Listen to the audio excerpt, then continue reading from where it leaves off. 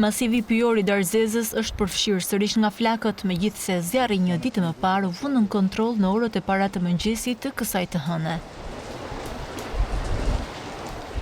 Por vatrat e zjarrit janë reaktivizuar sërish gjatë mesditës duke u përhapur me shpejtësi në një sipërfaqe të konsiderueshme pyjore.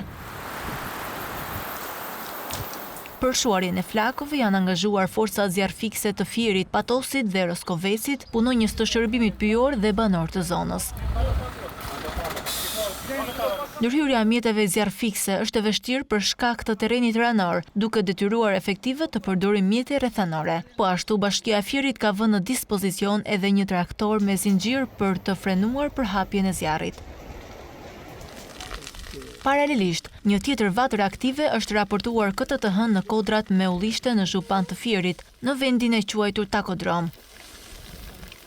Flakët u përhapën me shpejtësi nga ajra e fortë, ndërsa banorët e zonës kanë njoftuar menjëherë shërbime zjarrfikse. Ndërhyrja ka qenë e pamundur për shkak të terrenit të vështirë, ndërsa flakët kanë ndjekur një sipërfaqe të konsiderueshme me bimësi, shkurre dhe ullinj. Vatrat e zjarrit janë larg zonës së banuar dhe nuk dihen ende shkaqet e rënies së zjarrit. Burime pranë prefekturës së Fierit bën me dije se është kërkuar ndihmë për ndërhyrje nga ajri, në mënyrë që situata të vihet nën kontroll sa më parë.